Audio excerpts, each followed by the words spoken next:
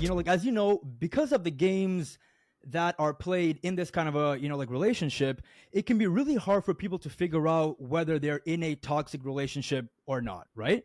So, what are the main traits that let people know whether they're in a relationship with a real narcissist or, just a person with like normal human flaws? Okay, good. Very good question because it's key to understand that it's not because they are evil or because it's because they have issues, psychological issues from early in life, right? Hmm. That they are not able to overcome. One of those issues is that many of their needs, specific needs, were not met, and that's why they are so consumed in trying to find those needs, in to meet those needs. So they are very self-centered because that's how their brain works. Is what is it for me? What is it here for me? What do I need from this person? What do I need to do? And they are busy, busy with themselves, so busy that they stop considering the needs of others, right? That's when we talk about lack of empathy, is that it's not something they choose to do, but they don't, they have certain circuits shut down, disconnected, that stops them from considering the needs of others. So the partners start complaining about that, wanting to change it as if it was just pushing a button and, oh, now you consider me. And they really need to work really hard, the narcissist, really hard, in order to start understanding that the needs of others matter. You Mm. know, cognitively they can, but they don't practice it. And the moment that something difficult comes, they are first, and the other person disappears from their mind, and they disregard the needs of the others because in this that moment they just don't think about them. Got it. So basically, it seems like the main things are their needs were not met, so they have a hard time trying to meet the needs of like other people as well, and that's kind of like the main disconnect, right? Like they're not able to really understand that the other person is like a separate individual that has their own needs, and it's not just all about them. Correct? Exactly. Hmm. Okay. Now, would you mind if you quickly go into like what needs were not met? Like, what were the main things that they didn't experience, which like resulted in them becoming what they became? Well, narcissists normally are kids that are themselves being treated as objects. They are valued also in relationship to what they give to the parents. They are appreciated for one or two qualities they have, and they become those qualities, and the rest of them is not as important. And in order to for us to be fulfilled, right, to feel safe in life, we need to understand that we matter in all the aspects, that we, like, the people see us completely, right? So when people is probably parents or caregivers or the people that are closer to you, don't see you completely, but only appreciate you for one or two things. Well, the kid will focus on those two things, but all the other needs are going to be left unattended, right? And they will believe that in order to be loved or to be appreciated or to be successful or to be, they just need to focus on those things that they normally are outstanding on, right? If they are either beautiful or smart or they sing, whatever is normally one or two characteristics that the caregivers super value over all the others. And whether they are kind or not doesn't matter. Actually, they are actually sometimes being taught um, to disregard the needs of others in order to achieve the places they need to achieve. So many of those values are taught to them, and the other values, in order to be more complete as people, are not attended, right? Yeah. So, right, so they are not in the radar that those things matter. Got it. Okay, so you mentioned that normally like they're given special attention for like one or two main traits, right? Right. So in your practice, have you noticed like a common pattern? Like what traits tend to be more emphasized in like their upbringing? Is it beauty or is it like intelligence? Like what are the main traits that normally get focused on that create a narcissist? Whatever is Anything. outstanding of the child, yeah, and Mm, especially if it matches the values of the parents, right? Like, but I have seen people that make fun of the beauty of the child, because they don't feel beautiful enough, so they don't appreciate the beauty of the daughter, for example. But if she is an athlete and the parent is an athlete, then they appreciate that value, that trait, right? So it's not necessarily obvious. mm. It depends on the family and the family values, right? I know families that value singing over intelligence. There are other families that value, um, for example, being neat or being organized in the house versus not, right? It depends. The obvious by society is being an athlete, being beautiful, being the smartest. But whatever the kid is capable of fulfilling that need that the parent had, is what is going to be more valued. Okay, so it pretty much comes down to like what they're taught at a young age, like what they're kind of made to believe is the most important thing, and they kind of just zone everything in on that and become extremely close-minded, pretty much, right? Mhm. Okay, cool.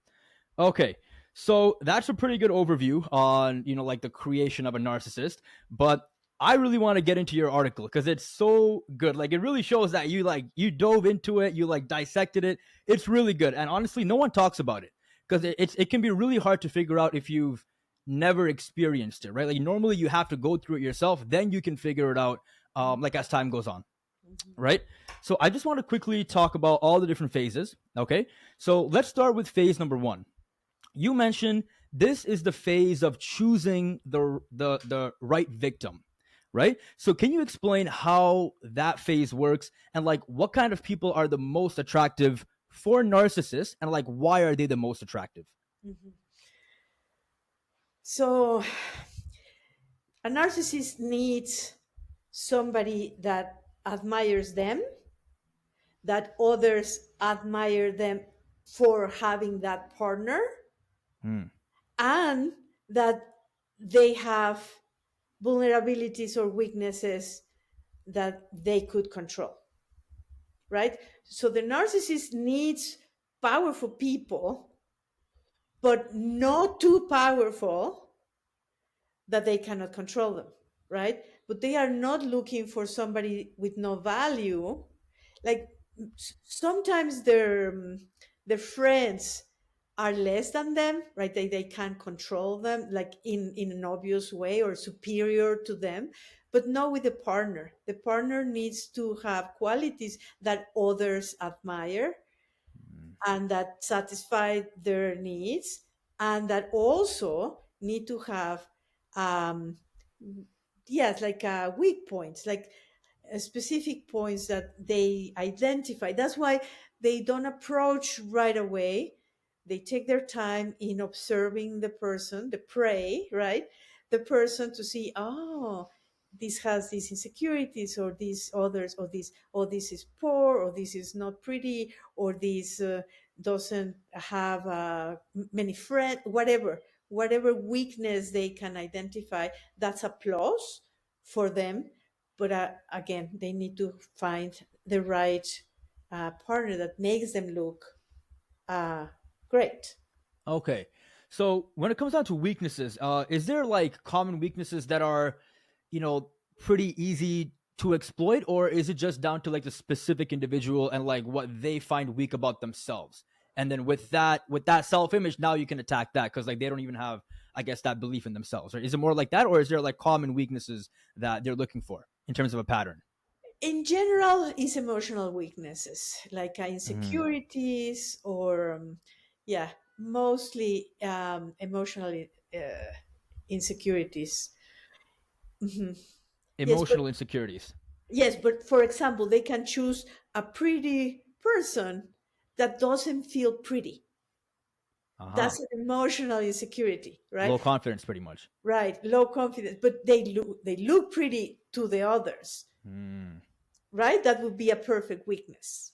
Okay, so I guess the main common denominator would be like fragile self-image. Would that be Right. fair to say? Not so only self-image, but self-esteem. Yeah. Self-esteem. Okay, okay, Hmm. self-image and self-esteem. Hmm. Okay, cool. Now, I guess once they now, choose the right victim, you mentioned now phase two, which is pretty much love bombing and like periods of strategic indifference. Now, this is a really powerful hot and cold game, pretty much, right? Because you give them a lot of love and then you become distant. You give them a lot of this can confuse a lot of people and bring doubt into their mind. And it can also, like result in people feeling guilty for having negative thoughts towards that narcissist because of all the love bombing. Right. So, can you tell us how this hot and cold game works and what exactly these two strategies really do to do to a person and how it gets played out? Right. Well, you kind of described it well, like, Mm. and especially for what we mentioned, if you are insecure, right, and somebody approaches you and starts like giving you so much attention, and then disappears, he's poking your insecurities, he's poking your weaknesses or your lack of confidence. So that actually creates more interest because and in general, love bombing creates the highs and lows on the chemicals that we produce. So it creates an addiction. This roller coaster of hormones and neurotransmitters creates a dependency. Like I need, so I feel bad when this person disappears, but then they come back and they give me all this high, and then they disappear again. So it's like not having the drug. So the drug Mm. becomes indispensable. Okay, so it's like an emotional roller coaster, pretty much. That gets addicting, right? Right. Yeah. Okay, So that's a okay, perfect way to trap them, to make them interested in them at the beginning and during the relationship. But at the beginning is more important because this person needs to become dependent on them, right? yeah, Besides the love bombing or disappearing, they also, and maybe that's the next phase, they start cutting resources that the person had. So huh. friends or like close relationship with the family or with the work, or they try to cut them for the person to have less resources and become more More dependent. dependent. Got it. Okay, so yeah, make them weaker by like slowly, like isolating them, pretty much, right? And yeah, okay, making them fully dependent. Now, how can a person figure out if they're being love bombed? Like, how do you know when it's genuine and when it's not? That's what is very difficult to do. Yeah, Right? Very. How do yeah. you know? Because the interesting thing that, as I said, a narcissist is not an evil person. A narcissist is really a needy person. Bottom line is that it's needy. They don't trust themselves well. They know that they are using these strategies, but they are not 100% in control of what they are doing. They just know they have to achieve those things because those needs that they didn't have met, right? They did. So they are love bombing, not 100% with bad intention. Mm. Is that they learn that that's how they are gonna get what they want if they put a lot of effort on it, right? So they show interest and they have interest. It's not that it's completely fake. It's that they are interested in getting this person to like them because we know that they are not completely confident about themselves. So they don't know if they are going to be liked. So they have to try harder in order to be liked. So they show like the what's the bird that opens Oh, and like a peacock. the peacock, right? Yeah, peacocking. Yeah. They need to show their beauty, whatever that means. Yeah. And love bombing is one of them, with words, with gifts, with intelligence. Somehow they are showing those qualities that they everybody appreciates about them. So that's what is not completely fake. Mm. Um, and the person doesn't know that they are dealing with a narcissist. Yeah. Yeah. They are actually seeing a beautiful person trying hard to be liked. Uh-huh. Yeah. So you mentioned like peacocking, right? Which leads right into the next phase, which is what you call like glamorizing, Uh-huh. right? Yeah, which is when they use like or they try to make themselves look, high in terms of social status, and they try to make it look like they have a lot of similarities with their target, Mhm. right? So can you talk about different ways that they try to show social status, and when it comes down to trying to show similarity, which areas are the most important for people to have similarity if they want to get connected in terms of like a relationship, and like where do they zone in on when it comes down to that? Well, as I said, they observe their prey or their object or the objective, and they try to, since they don't have empathy, but they Mm, normally have a lot of left brain. They are smart. They are reflective. So then they try to match the other person in order to give the confidence to the other person, right? We are very similar. Oh, we have the same dreams. Oh, we yeah. are both beautiful. Or so they are putting themselves in the pedestal, but are bringing the other person to the pedestal with them. And Hmm. if we started saying that the other person has certain vulnerabilities, emotional vulnerabilities, at going into the pedestal with them, they feel validated, they feel better about themselves, somebody finally sees them. Okay. So when it comes down to similarity, like is it more for like their own validation, or are they just trying to grab the other person? Okay. Hmm. Both they are Both, not going to both, put them, both. they never put Yeah. themselves down, never, never. Yeah, yeah, yeah, yeah, yeah, yeah, yeah, yeah. No, that's why I say, oh, you are like me, right? Like, oh, we are both Hmm. amazing. Oh, we are going to conquer the world. Yeah.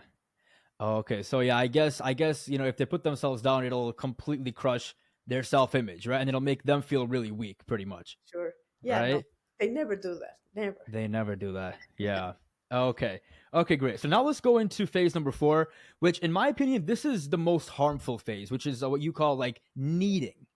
So Hmm. this is when they target the victim's compassion and like empathy, Hmm. right? And this is not good because like now, this will break the victims like, self-esteem and their ability to set boundaries, which makes them extremely, like vulnerable.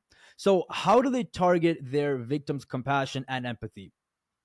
Okay. So I call them issues of, or emotional issues of at closed door, right? When you Hmm. close the door, they are already in. Probably they are already married, right? So when you close the door, then they see you naked. Hmm. And when somebody sees you naked, starts noticing that they are not as perfect as they thought, right? So they need to play victim because internally narcissists think they are victims. Some people would argue that they were victims because they were used as objects as well, that they were not seen as whole, complete people, right?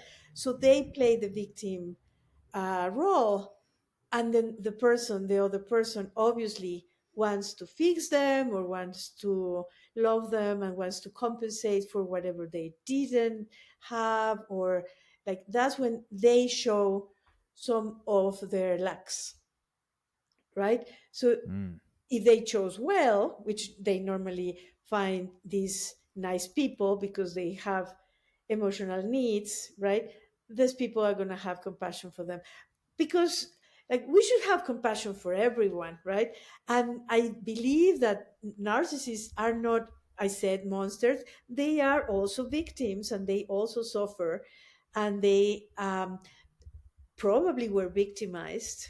So again, it's not 100% a strategy.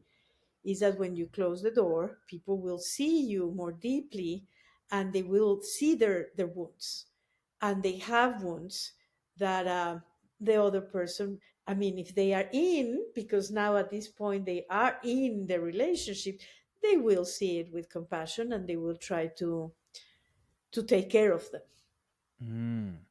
Okay, so is there any way a person can figure out whether or not, the narcissist is targeting their empathy, or is this again just another hard game to figure out and you just have to kind of feel it out as time goes on? So if you read everywhere the Mm. opinion of people that were in a relationship with narcissists, they normally are already in the point of deep, deep, deep hurt, right? Because they didn't know until the damage started to Yeah. be actually targeted against them. It's not against them because, again, the narcissist is not attacking, is just looking, oh, I need to move on, I need somebody else, this person is not making me feel as good, or this person discovered me, so now is my enemy because they can expose me, so I need to get rid of that person, right? So when people talk about narcissists, are when they are already hurt, which means it's not easy to discover that you Mm. are with a narcissist because you fell in love, Yeah. right? You fell in love. You opened the door wide open to your heart, to your vulnerabilities. Oh, you are vulnerable with me. I'm going to be vulnerable with you, which in a way gives them closeness. But since they, at any point, and I'm going to explain something of neurobiology right now, Yeah. at Yeah. any point can disconnect from that connection, from that closeness. In that moment, they are strangers almost, right? And that's a surprise of many people. So my theory, so Dan Siegel has this, the hand model of the brain. He Mm. says that this is the brain stem, which is the primitive brain, or the most basic, and then the limbic system is the one that is memories and emotions, and then is the cortex, and then is the prefrontal cortex that touches everything inside. And this is what makes us more human than any other, right? And this brain, when you have emotional issues, can be, so Danziger says that it flips up. What I have found is that it disconnects sometimes in certain level, but not completely. Like, if it's completely disconnected, you have a sociopath, let's say, Yeah. right? Yeah. But if you have a narcissist, the narcissist has contact sometimes, and sometimes disconnects. And so like, when they are trying to be liked, probably it's from connection. And then when they have you, then they disconnect. Why they disconnect?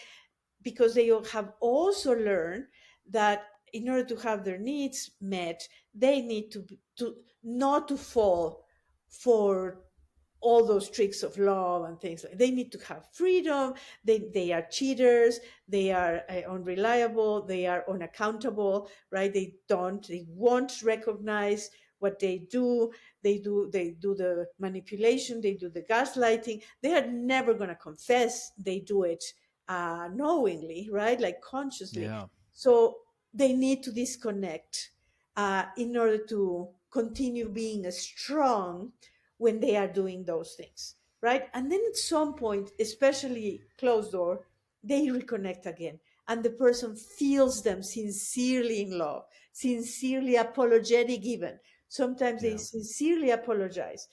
I heard, I saw it, they cried, they used the right words, and then the day after they disconnect again, and they become this manipulative person again.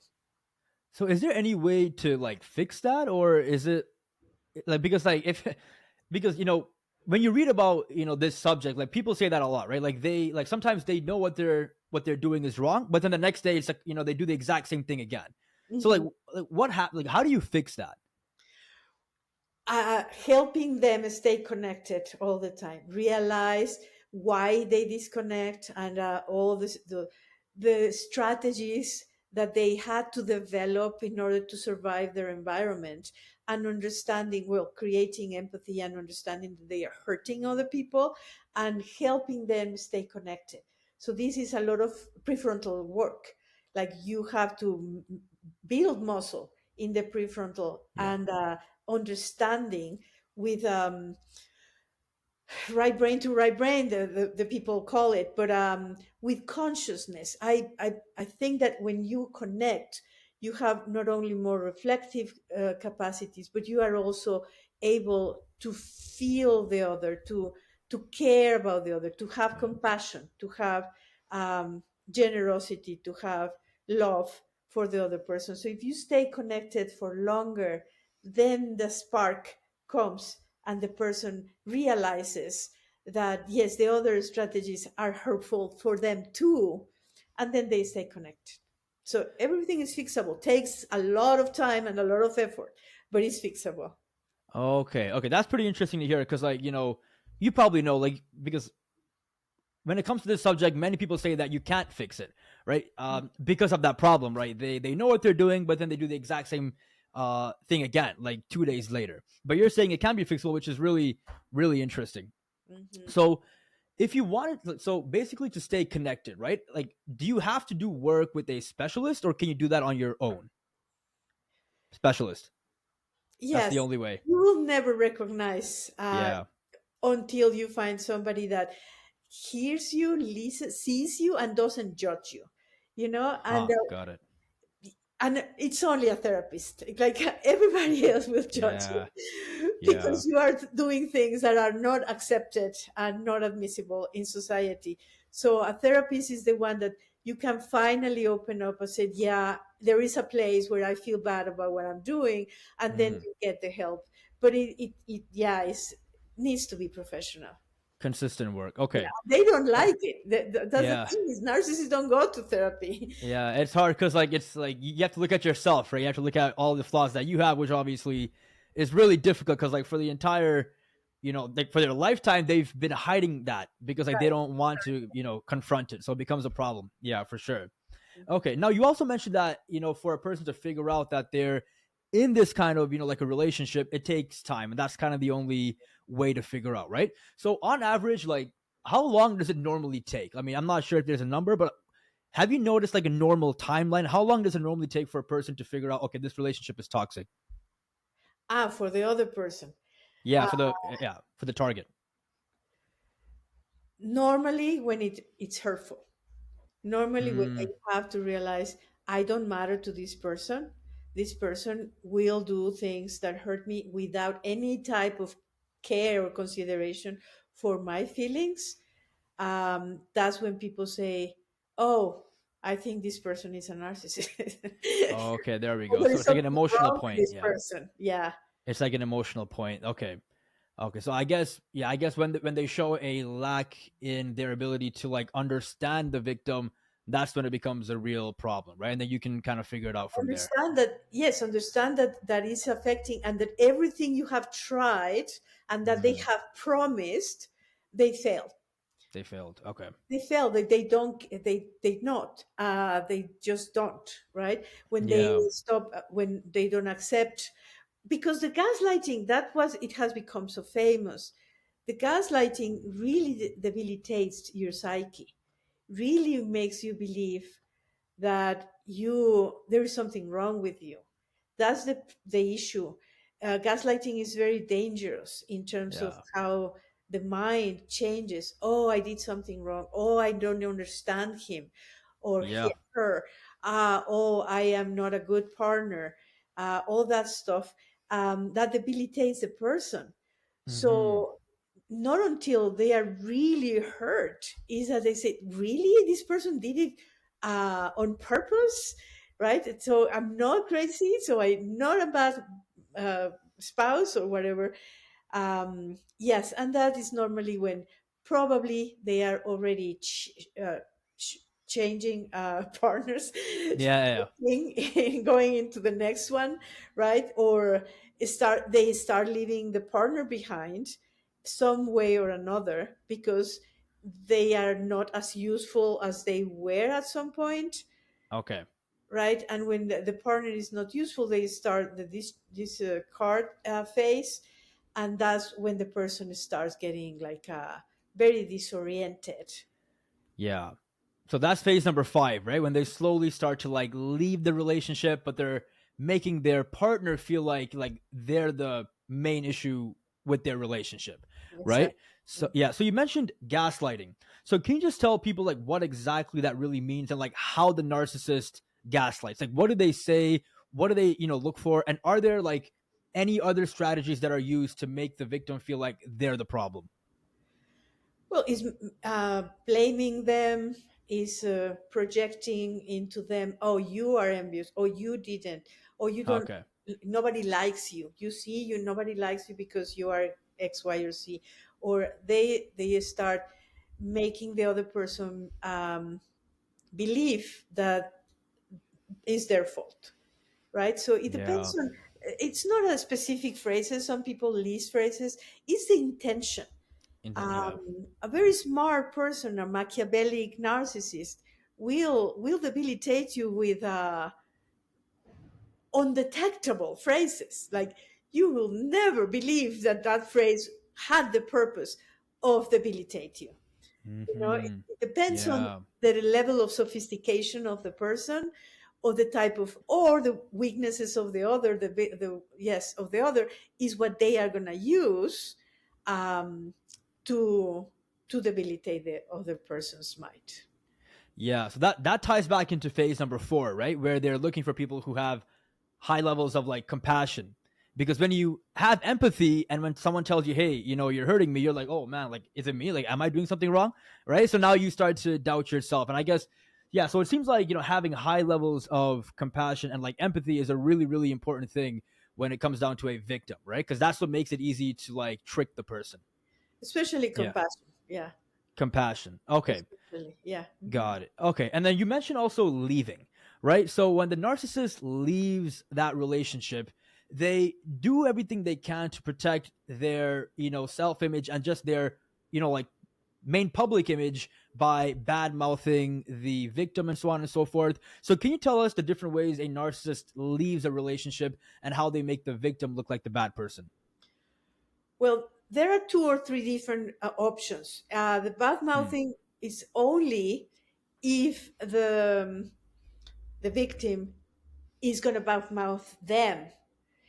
If Okay. not, they Hmm. will be friends, right? To avoid the bad mouthing. So sometimes they are not discovered as narcissists. When they are discovered as narcissists and they are at risk of being um, their image to be hurt, that's when they would do more damage by hurting the other person's image. But if the other person is just like let's say, defeated by the narcissist and discarded just because, like, you are not good enough for me, right? You don't do your duties or whatever, Yeah. and Yeah. they leave them. They could leave the partner debilitated, and if it's debilitated, they would not badmouth them. It depends on their benefit. Remember, it's always to benefit them. So Their whatever, benefit. Yeah.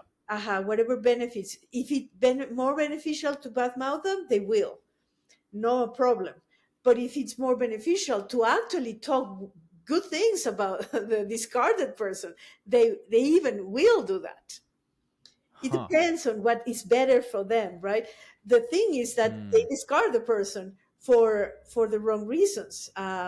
It's not because the marriage or the relationship was failing or the other person did anything wrong. It's because it was not convenient for them to stay there, and since they are not accountable, they will never really recognize the reasons. They will always manipulate the reasons to justify them leaving. Okay. Okay. So it pretty much comes down. Okay. You mentioned it pretty much comes down to like whatever works well for them, right? Yeah. So if bad mouthing works for them, they'll do that. If being friendly works for them, they'll do that. Is there anything else, or is it normally those two, like bad mouthing and being friendly? Or a combination, or in one aspect or another, right? Like Huh? it depends what the bath mouthing is. It could be that they play victim and they say, "Oh, I'm destroyed because my partner is in love with another person," right? Like I'm heartbroken, right? That is Playing not the bad victim. mouthing; is playing victim, because Yeah. that is what is going to make them look better and give them their way out, right? So Okay. you see, it's not an evil oh, she's a bad person or he's a bad. No, it's Yeah. like, oh, I can't Pity. They're trying to get continue. pity. Yeah. Yeah, so it depends, and they can be very sophisticated in their strategies to always end up victorious, right? With a good image, with the appreciation of people, with resources, while they will try to remove the resources from the other person, as they did Yeah. during the relationship. Less friends, less, like they control the money, for example, right? Like financially, doesn't matter if it's the woman or the man, or if it's the one that doesn't make the money. They control the money in order to remove resources from the other person, right? So the strategies can be very sophisticated in order for them to have freedom, to have shyness, to have a way out, to have control and power over the other person. Okay, so it's really subtle. It's really subtle, eh? Like it's not easy to figure out. It is not easy. Yeah, No. yeah. Okay, so yeah, we went through a lot here, and this will help a lot of people because I mean, it'll really wake up their mind to what's going on, right? So, if a person does realize, hey, this is my partner, and like this is the type of toxic, like relationship I'm in, what is the healthiest way to end it? If you discovered it, you talked to that, right? Like, yes, because I was one of the phases at the end when they are even able to confess flaws. If they are not ready to leave, if Mm. they still need you, they will apologize, they will confess, they will say, "I'm a bad person and I still need your help," for example, even if they are already gone. Like, right? But it depends. So that's another way to weaken the partner. How can I gonna leave them if they need me?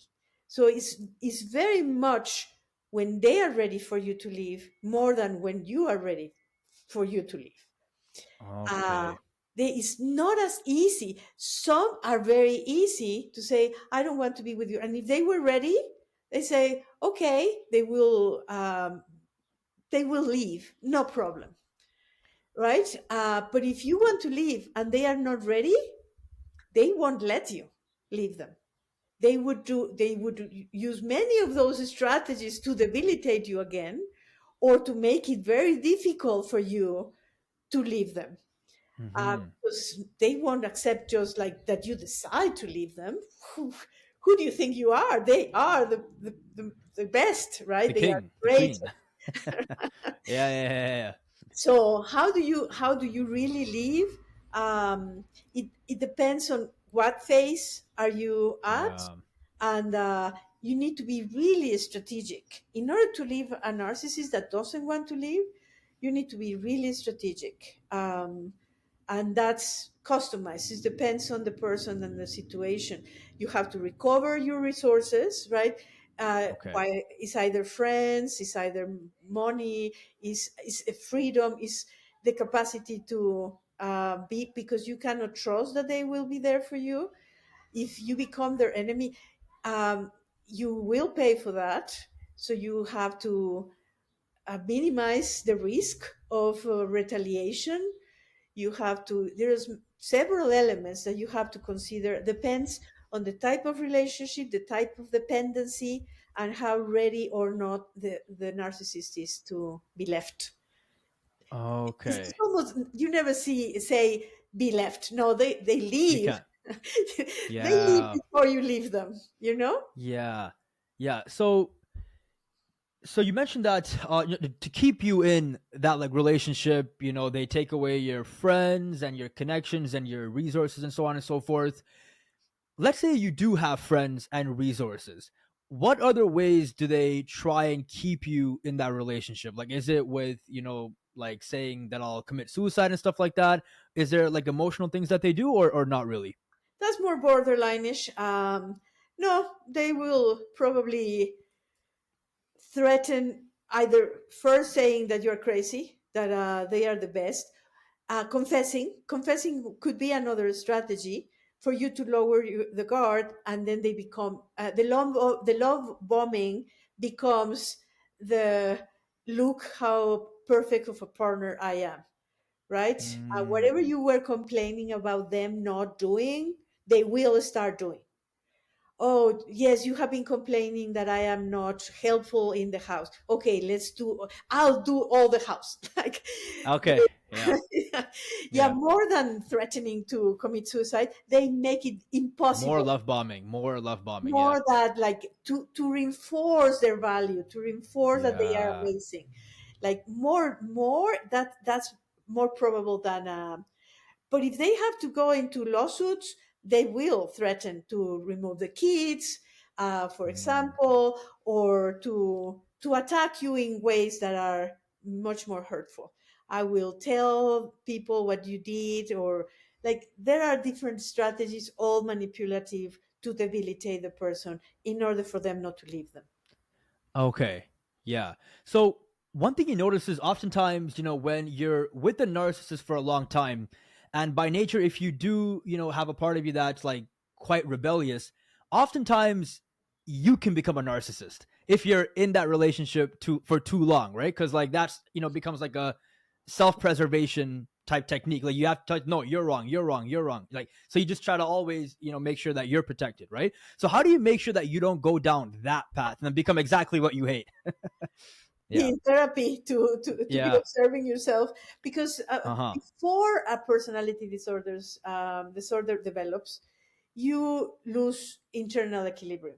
You start having emotional issues. You one day Yeah. are depressed and the other are super excited and energetic. You go down back, and because this relationship has been so confusing, so you Mm-hmm. feel weak, but then you also feel the need to be valued, so you go back and forth and up and down, and that creates dysregulation, internal dysregulation. And when you develop and your values start changing, remember that the glamorization, right? Like, Yeah. Yeah. we have the same values. If you start adopting them, oh yes, everybody's crazy, everybody's stupid, we are the best, in order for you to feel less bad about what is happening to you, yes, that's when you start showing some narcissistic traits as a defenses, right? As a Yeah. protector for your psyche that is so damaged that, Yeah. yeah. Hmm. Okay. So yeah, pretty much, when you get out of this kind of, like a relationship, people tend to be in a place where they're all damaged, right? Like they don't have any self-esteem, like they don't have an ability to set boundaries. They might have a tendency to focus on being, like a people pleaser. So once you find yourself in that place, what is the best way to like pull yourself back together and heal?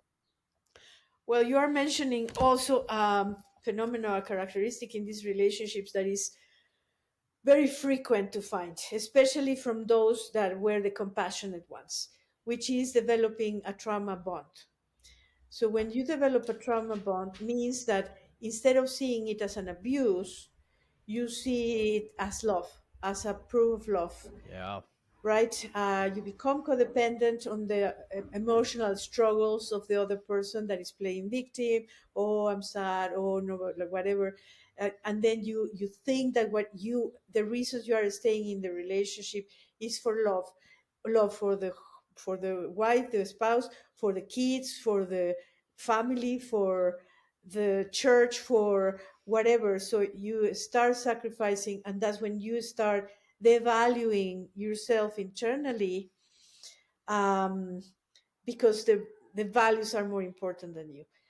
That's very difficult to dissolve. when somebody is there, is you need to go to therapy and say like, people say that I'm being abused and I don't see it.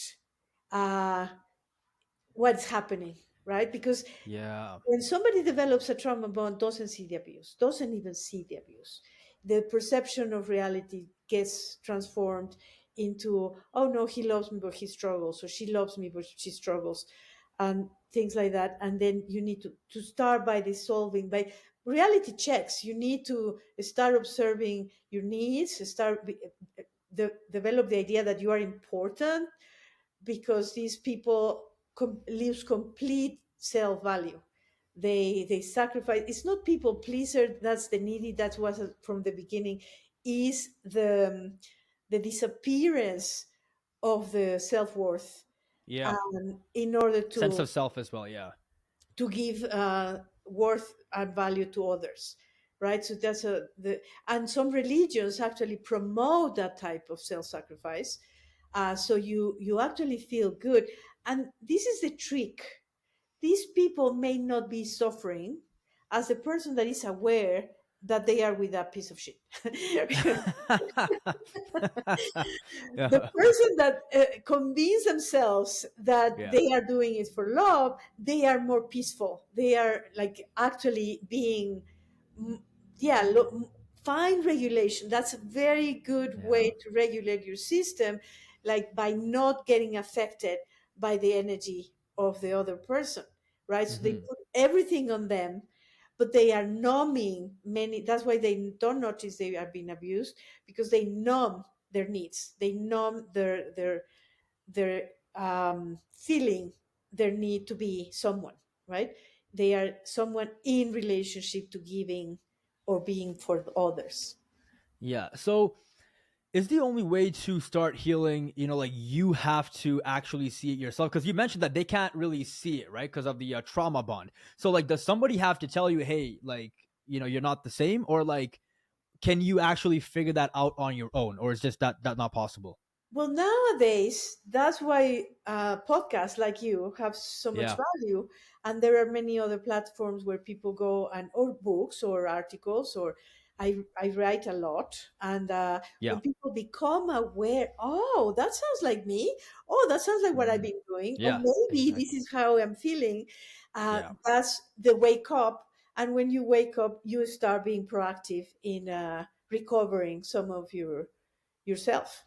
Okay, yeah. So I guess it all comes down to just being willing to just accept what happened and not be so defensive of, like the abuse. Because I've had, friends that have told me this, right? Because, like, for example, they've been like beaten, like physically.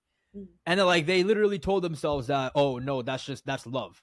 That's love. You know what I'm saying, right? So I mean, and that's probably pretty common in your practice. You probably hear that quite a bit if you've been in that space, right? Mhm. So yeah, so that's the power of the internet. We can get this stuff out there. Yes, I think Yeah, the service that you are doing by bringing this awareness into people is yeah, incredible. yeah. People need to know.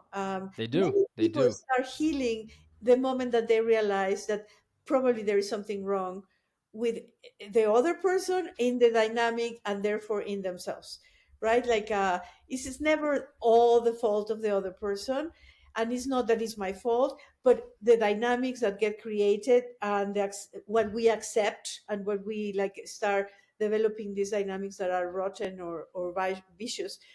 We need to understand what is okay. This person needs this, the relationship needs this, and I need this, and then that's when things start getting better. Yeah, and then yeah, you mentioned in your article that the moment that people realize, what they're in, that's pretty much like the downfall of the narcissist, right? Because now you can slowly become aware to all the tactics that are being used. Exactly. Exactly, exactly. Yes, the day Hmm. that you say, "Oh, that's gaslighting." Oh, I read Yeah, about it, and it just happened. This person is making me feel guilty for yeah. something that I really It, didn't do. Right? it's really enlightening. It Yeah, really is. Yeah, yeah. totally. Okay, Antonietta, this was really fun. I had a great time with this. I mean, this is one of my favorite subjects because I mean, as we talked about, it's so subtle, Mhm. right? So like, you need someone to give you a lot of information. That's the only way that'll help you realize, what's going on. right? So if people want to look into your work and just figure out more about this topic and subject, where would you tell them to go? My name, antonietacontreras.com, and or Antonieta Contreras in any platform, and then they find me. Or my book, Traumatization and Its Aftermath, that explains everything about the objectification and the attachment, all the different types of abuse that they are, because that's another thing. Like, we only understand, for example, objectification as the sexual part, but there Yeah. are many other ways to objectify a person, or a child, so yeah. In my book, Traumatization and Its Aftermath, is available everywhere. uh, Gets very well described. Okay, and that's gonna be like on Amazon, right? It's everywhere. Hmm. Everywhere. Okay, we'll put those links in the video description below, and Right. people can go and check it out if they want to learn more. Thank you so Okay. much, Chuck. It was a No pleasure. problem. This was a pleasure. This was a real pleasure. Thank you so much for what you do. It's really important. Okay, ciao. Thank you so much. Yeah, take care now.